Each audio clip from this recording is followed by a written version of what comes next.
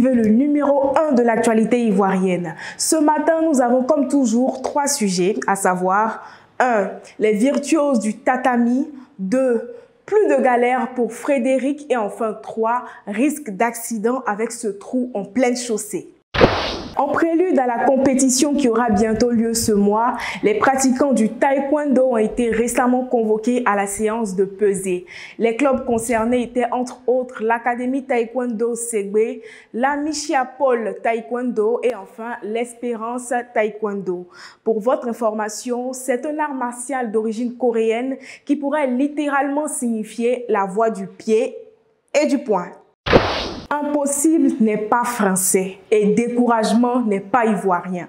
Ce sont 2 maximes qui se résument en un principe moral ou une règle de conduite qui sert de motivation à Kouade Yagi Frédéric. Ce jeune homme d'une trentaine d'années a vécu selon lui la véritable misère due à la pauvreté de sa famille.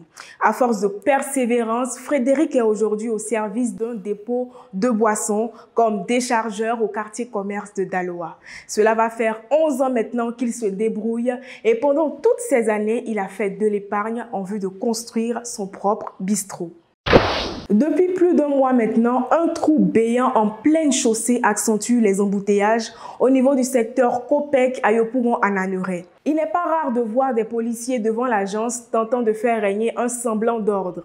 En attendant que les autorités compétentes se penchent sur cette situation, les piétons devraient faire plus attention sur cette voie et les automobilistes redoubler de vigilance pour éviter des accidents. Merci d'avoir suivi cette première édition de la journée. On se retrouve tout de suite pour un nouveau focus.